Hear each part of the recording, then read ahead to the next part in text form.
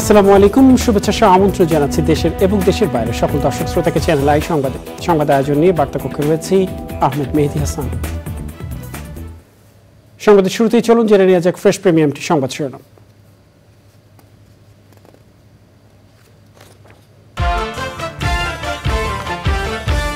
আগ্রাসন নৃশংসতার বিরুদ্ধে এক হয়ে যুদ্ধকে না বলতে প্রধানমন্ত্রীর তাগিদ। ব্যাংককের সম্মেলনে বিদেশিদের বাংলাদেশে বিনিয়োগের আহ্বান। চলমান তাপপ্রবাহে আরও 3 দিনের হিট অ্যালার্ট জারি। সিলেটের বিভাগে ঝোড়ো হাওয়া সহ বৃষ্টির সম্ভাবনা। Standard chartered channel I agro অ্যাওয়ার্ডসের 9ম সিজনের সমাপনী শুক্রবার। 11 ক্যাটাগরিতে সেরাদের দেওয়া হবে পুরস্কার। এবং নানা রঙে পাখির ডাকে প্রাণবন্ত প্রকৃতি। আবাসস্থল ধ্বংস হওয়ায় বিলুপ্তির পথে দেশের অনেক প্রজাতি।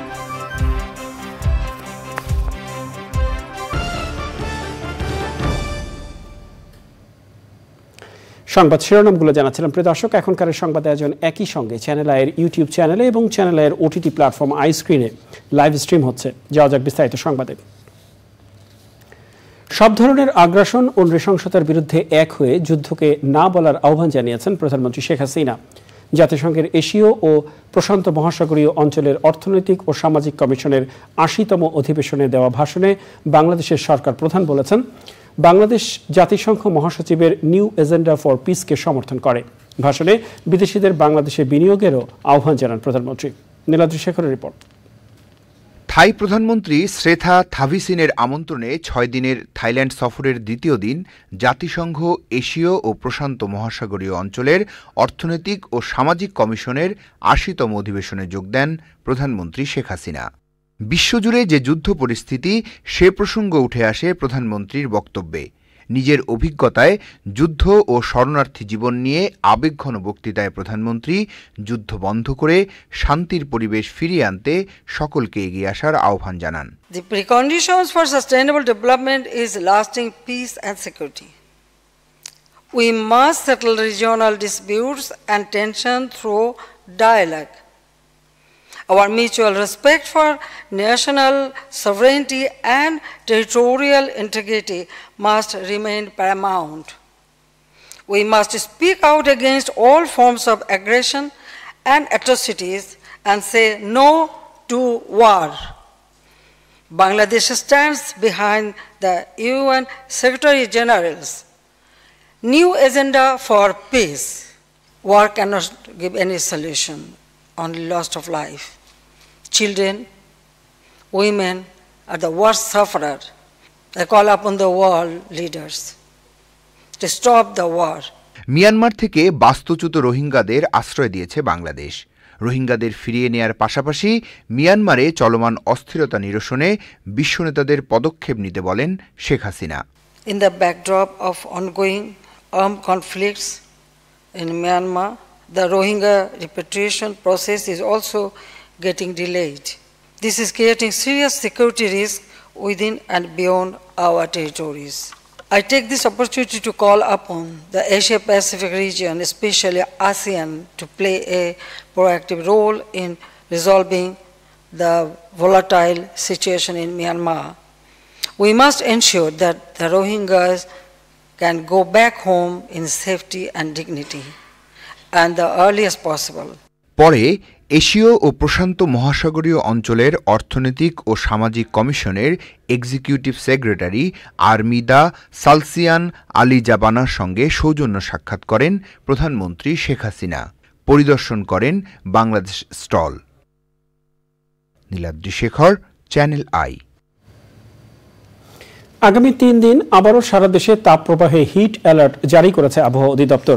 আবহাওয়া অধিদপ্তর জানিয়েছে পরবর্তী 72 ঘন্টার জন্য তাপপ্রবাহের সতর্কবার্তা জারি থাকবে। এর আগে এ মাসে 3 দফায় তাপপ্রবাহের সতর্কবার্তা জারি করেছিল আবহাওয়া অধিদপ্তর। দ্বিতীয় দফায় তাপপ্রবাহের সতর্কবার্তা দেওয়া হয় 19 এপ্রিল। তাপপ্রবাহের কারণে শিক্ষা প্রতিষ্ঠানগুলো বন্ধ রয়েছে। আবহাওয়া অফিস জানিয়েছে আগামী 24 ঘন্টায় সিলেট বিভাগে 2-1 জায়গায় অস্থায়ীভাবে দমকা ও ঝোড়ো হাওয়া সহ বৃষ্টি বা বজ্র সহ বৃষ্টি হতে পারে এবং সেই সঙ্গে কোথাও কোথাও বিক্ষিপ্তভাবে শিলাবৃষ্টি হতে পারে। দেশের অন্যত্র অস্থায়ীভাবে আংশিক মেঘলা আকাশ সহ আবহাওয়া প্রধানত শুষ্ক থাকতে পারে। স্ট্যান্ডার্ড চার্টার্ড ব্যাংক ও চ্যানেল আইয়ের যৌথ উদ্যোগে standard chartered channel I agro অ্যাওয়ার্ডের নবম সিজনের সমাপনী অনুষ্ঠান শুক্রবার। মর্যাদাপূর্ণ এই আয়োজনে জুরি স্পেশাল ও আজীবন সম্মাননা সহ এগ্রো অ্যাওয়ার্ডের 11টি ক্যাটাগরিতে সেরাদের হাতে পুরস্কার তুলে দেওয়া হবে, জানাচ্ছেন পরাগ আজিম।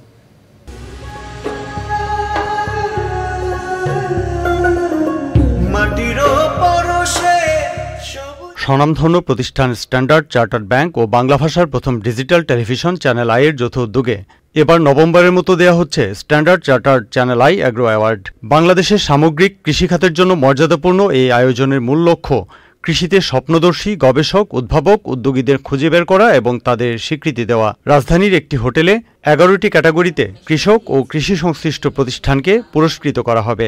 যে বিজয়ীদেরকে পেয়েছি সাথে থেকে অসম্ভব এফেক্টিভ এবং ইনোভেটিভ ফার্মার এবং প্রত্যেকটা ইনস্টিটিউশন যারা রেকগনাইজ হচ্ছে তারাও কিন্তু খুব ইম্প্যাক্টফুল কাজ করছে আমাদের এগ্রিকালচারাল সেক্টরে। সো কৃষি খাতে যারা অবদান রাখছে তারা আমাদের দেশের জন্য অত্যন্ত জরুরি। স্ট্যান্ডার্ড চার্টার্ড ব্যাংক কৃষি খাতে অবদান স্বরূপ আমাদের যারা কৃষি খাতে ইম্প্যাক্টফুল কাজ করছে তাদেরকে রেকগনাইজ করতে পেরে আমরা নিজেরাও আসলে পরিপূর্ণতা লাভ করছি। 11টি ক্যাটাগরির মধ্যে রয়েছে বছরের সেরা কৃষক পুরুষ, বছরের সেরা কৃষক নারী, সেরা মেধাবী সংগ্রামী কৃষক পুরুষ, সেরা মেধাবী সংগ্রামী কৃষক নারী, পরিবর্তনের নায়ক, সেরা জলবায়ু অভিযোজক, সেরা কৃষি সাংবাদিক, জুরি স্পেশাল, সেরা কৃষি প্রতিষ্ঠান সহায়তা ও বাস্তবায়ন এবং সেরা কৃষি প্রতিষ্ঠান রপ্তানি। এছাড়া থাকছে আজীবন সম্মাননা। বাংলাদেশের কৃষির পথ পরিক্রমার পরিবর্তন করছে আমূল। এখন কৃষক বলতে আমরা শুধু ধান পাট চাষ করার মধ্যে সীমাবদ্ধ নয়, কৃষক উদ্যোক্তা হয়েছে।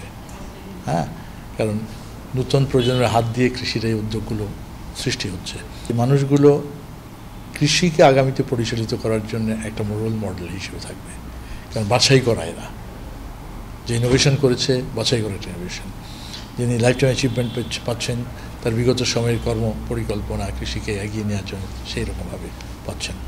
যিনি শ্রেষ্ঠ কৃষক হিসেবে আসছেন, পুরুষ হিসেবে, মহিলা হিসেবে, যে ক্লাইমেট চেঞ্জের অভিযোজক হিসেবে আসছেন, সব কিছু মিলিয়ে এটা তার জন্যে, তার ব্যক্তি জীবনের জন্য যেমন মর্যাদা আনবে, আগামীর কৃষি বিনির্মাণের জন্য তার এই কন্ট্রিবিউশনটা আগামীতে অনেক কাজে দেবে।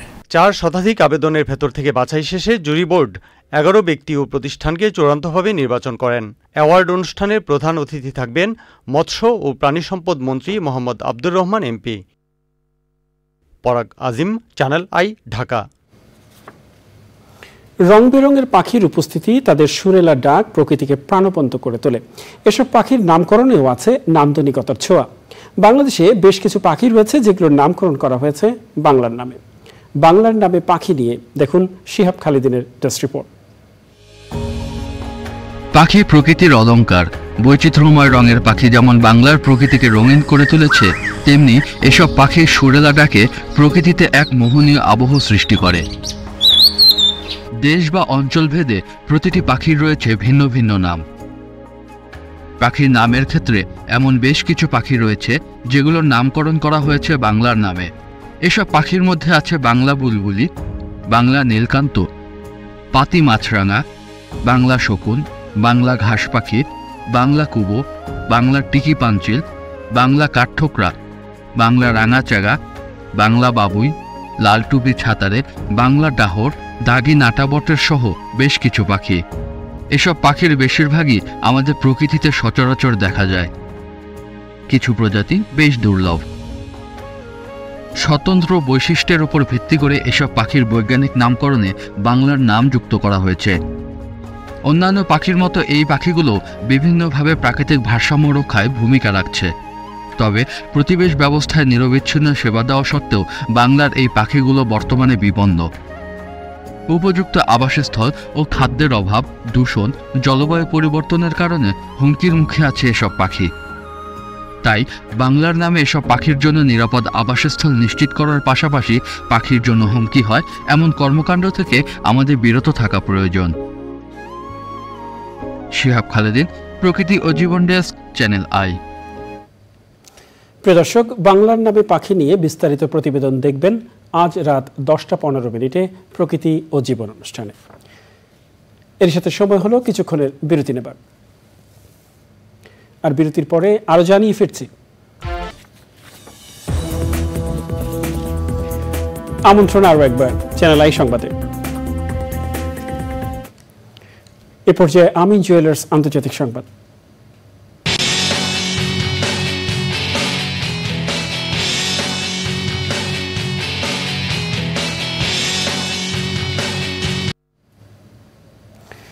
অবরুদ্ধ গাজা উপত্যকায় শেষ নিরাপদ অঞ্চল রাফায় অভিযান চালানোর প্রস্তুতি নিয়েছে ইসরায়েল। এজন্য রাফা থেকে 5 কিলোমিটার দূরে তাঁবু গেড়েছে ইসরায়েলি বাহিনী। গাজায় গত 24 ঘন্টায় ইসরায়েলি হামলায় 43 ফিলিস্তিনি নিহত হয়েছেন। এদিকে গাজায় খান ইউনিস শহরের নাসের হাসপাতাল চত্বরে পৃথক 3টি গণকবর থেকে 392 ফিলিস্তিনির মরদেহ উদ্ধার করা হয়েছে। এদের মধ্যে 20 জনকে জীবন্ত কবর দেওয়া হয়েছিল বলে জানিয়েছে ফিলিস্তিনি সিভিল ডিফেন্সের সদস্যরা। যাওয়া যাক কৃষি সংবাদে।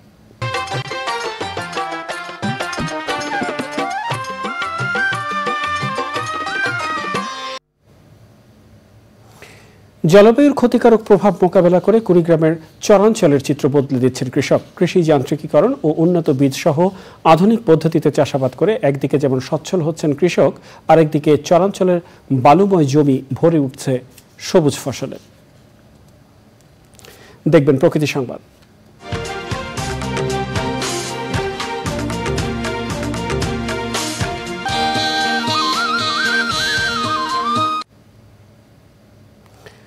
ইউরোপীয় ইউনিয়নের অর্থায়নে সলিডার সুইসের পরিচালনায় 3 বছর মেয়াদী building a sustainable leather project in Bangladesh প্রকল্প চলমান রয়েছে। প্রকল্পটি ওশি ফাউন্ডেশনের ব্যবস্থাপনায় Bangladesh institute of labour studies, গণস্বাস্থ্য কেন্দ্র, প্রকৃতি ও জীবন ফাউন্ডেশন এবং সবুজের অভিযান ফাউন্ডেশন এই 4টি প্রতিষ্ঠান যৌথভাবে বাস্তবায়ন করছে। এ লক্ষ্যে দেশের 20টি ট্যানারি, 25টি জুতা উৎপাদন কারখানা ও 5টি চামড়াজাত পণ্য উৎপাদন কারখানায় শ্রমিকদের স্বাস্থ্যসেবা প্রদান সহ ধাপে ধাপে প্রশিক্ষণ কর্মশালার আয়োজন করা হচ্ছে। প্রকৃতি ও জীবন ফাউন্ডেশন আয়োজিত প্রশিক্ষণ কর্মশালায় চামড়া খাতে সামাজিক ও পরিবেশগত মান, শ্রম অধিকার সুরক্ষা, সামাজিক সুরক্ষা ও পরিবেশ সুরক্ষার বিধানগুলো মেনে চলতে প্রশিক্ষণ দেওয়া হয়। যাওয়া যাক এক্সিম ব্যাংক বাণিজ্য সংবাদে।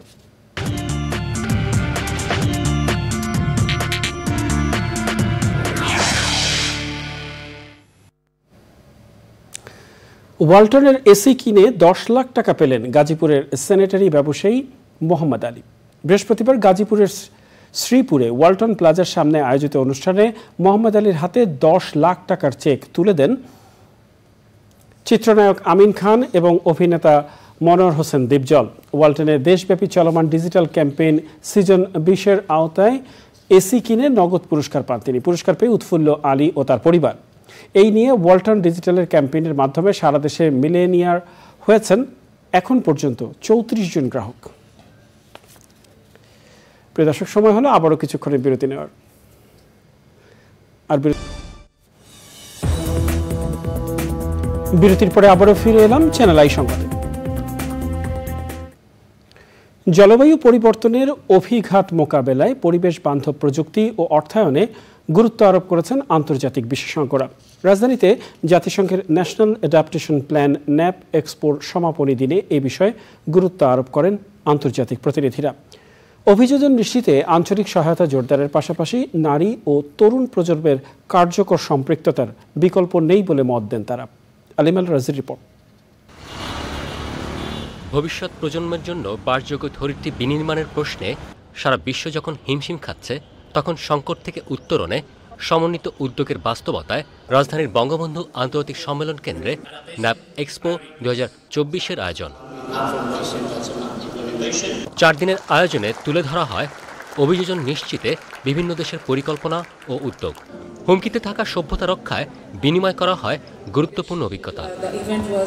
সম্মেলনে নির্ধারিত বিষয়ে প্যানেল ডিসকাশন ও টেকনিক্যাল সেশনে উঠে আসে কৃষি, খাদ্য নিরাপত্তা, সেচ ব্যবস্থাপনার উন্নয়ন ও জীববৈচিত্র্য সংরক্ষণের গুরুত্ব এবং করণীয়। NAPS will join the vast array of national plans that in by themselves. They're not static. They're part of a process that underpins their development.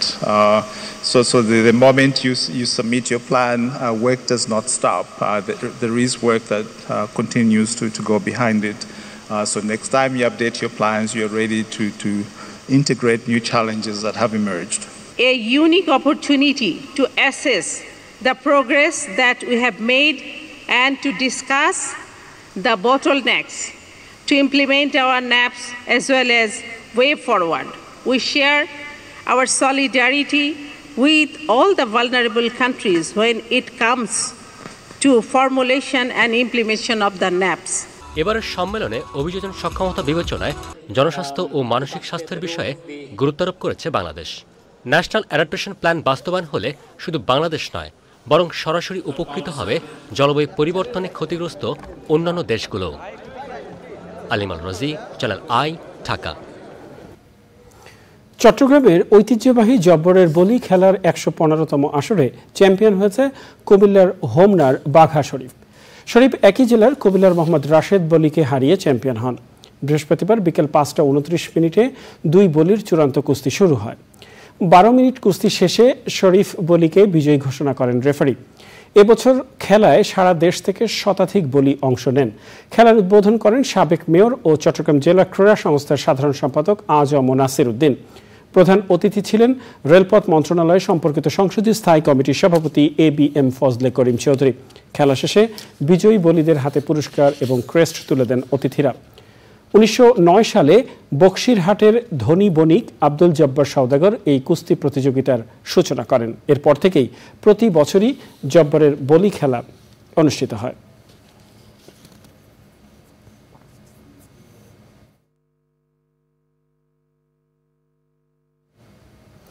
জানাবো খেলার খবর।